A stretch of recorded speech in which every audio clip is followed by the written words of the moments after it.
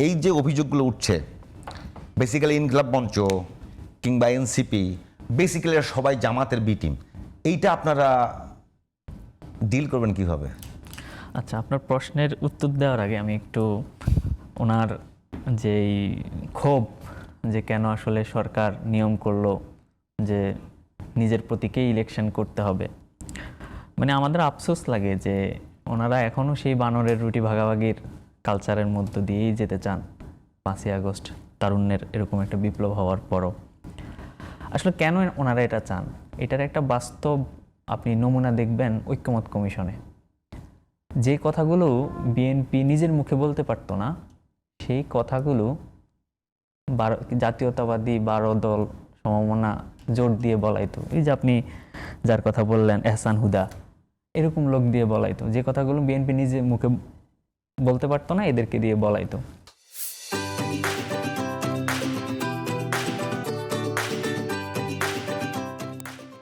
এই যে এই সিস্টেমটা কিন্তু ভেঙে যাচ্ছে।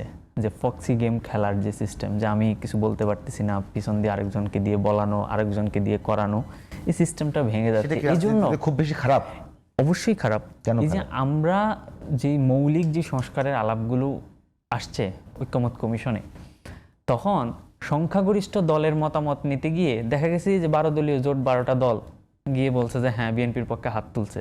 সেক্ষেত্রে এই যে মৌলিক অনেকগুলো সংস্কার কিন্তু আসলে বাস্তবায়ন করা সম্ভব হয়নি, বা এই জুলাই সনদে আনা সম্ভব হয়নি। তো এই জায়গা থেকে আসলে এই রাজনৈতিক সংস্কারটা আসলে জরুরি ছিল।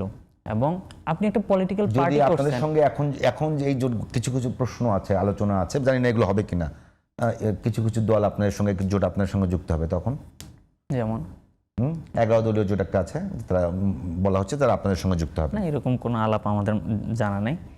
তো এই জাতীয় জোটগুলো আসলে যখন ভেঙে যাচ্ছে, বা আপনি তো খুব সুন্দর একটা উদাহরণ দিচ্ছেন একদলীয় ফ্যাসিবাদ, আসলে ওনারা সেটাই কায়েম করতে চান। সেটা আপনাদের পছন্দ হয়েছে, এখন সেটাই কায়েম করতে চান।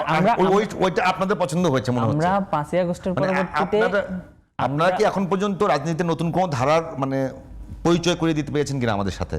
অবশ্যই আমরা কি রকম? এই যে জুলাই সনদের যে বিষয়গুলো অন্তর্ভুক্ত হয়েছে, 1 নম্বর বিষয় যে না, এক করে আমরা কিন্তু খুব আলোচনা করবো, একাডেমিক আলোচনা করবো এই বিষয়টাতে। আমি ঝগড়ায় যেতে দেবো না আমার সাথে। আমি বলি, আপনি আবার নতুন কি দিয়েছেন আপনারা আমাদের এই মুহূর্তে?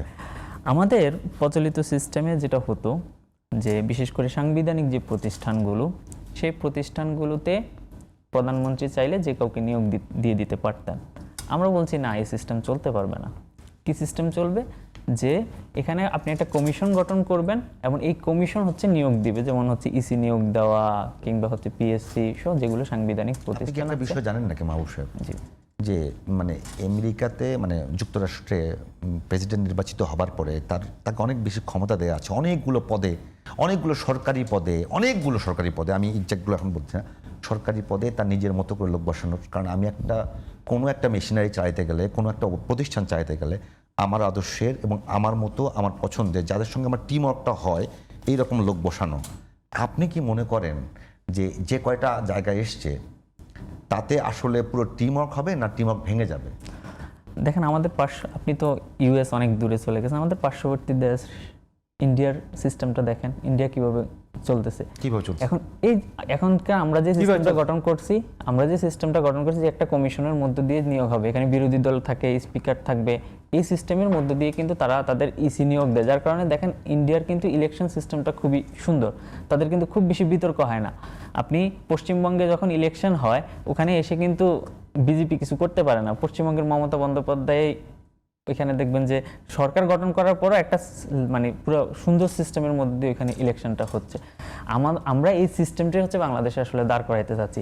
আর আপনি যেই বলছেন না যে অডেল ক্ষমতা তো আমরা গত 53 বছর দিয়ে রেজাল্ট পাইছি, গত 17 বছর শেখ হাসিনা কি করছে আমাদের সাথে? সংবিধান মেনে ফেসিবাদ ক্যাম্প করেছে, অবশ্যই সংবিধান মেনে ফেসিবাদ ক্যাম্প করছে। প্রত্যেকটা ইলেকশনের সময় সে কিন্তু সংবিধানের দোহাই দিচ্ছে যে সংবিধান রক্ষার স্বার্থে আমাকে ইলেকশন করতে হবে, সংবিধান রক্ষার স্বার্থে আমাকে এটা করতে হবে। আমার কাছে মনে হয় না, কারণ আমি আপনারা বলি, আপনি যদি সংবিধানকে আপনার মতো সংবিধান জিনিসটা এমন যে আপনার মতো করে ব্যাখ্যা, শেখ হাসিনা তার মতো ব্যাখ্যা করে হয়তো এটা কায়েম করেছে, কিন্তু আপনি আপনি বলতে থাকেন, সমস্যা নেই। হ্যাঁ, এই সংবিধানের মধ্য থেকেই তো আসলে সে বলছে যে আমাকে সংবিধান রক্ষা করতে ইলেকশন করতে হবে, আমাকে সংবিধান রক্ষা করতে এই করতে হবে, এগুলো বলে বলেই কিন্তু সে এই ইলেকশনের বৈতরণী বা এই যে প্যাসিভাত কায়েম করা সেটা করছে। সেই জায়গা থেকে আমাদের কাছে মনে হচ্ছে এই সংস্কারগুলো দরকার বাংলাদেশের স্বার্থে, এবং এই সিস্টেমে আসলে বাংলাদেশকে চলতে দেওয়া যাবে না।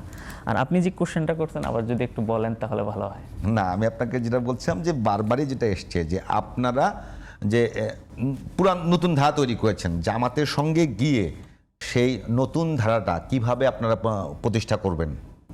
আচ্ছা, এখানে দেখেন মানে একটা জায়গায় মানে বারবার আলোচনাটা আসতেছে, আমরা বারবার বলতেছি যে ইভেন ঐক্যমত কমিশনও যদি আপনি একটু খেয়াল করেন যে কোন দলগুলো এক টোনে কথা বলতো, সংস্কারগুলো চাইতো, কোন দলগুলো মনে করে যে এই মৌলিক সংস্কারগুলো করা দরকার, সেই দলগুলোই আলটিমেটলি জোট হচ্ছে। আপনি যদি একটু খেয়াল করেন যে সেই ঐক্যমত কমিশন থেকে আজ পর্যন্ত, অর্থাৎ ওই ডিসকাশনে যারা দেখবেন যে নোট অফ ডিসেন্ট দিয়েছে, যারা নানাভাবে প্রতিবন্ধকতা করার চেষ্টা করছে, তারাই কিন্তু আসলে এই যে জোটের ইয়া থেকে হারিয়ে যাচ্ছে।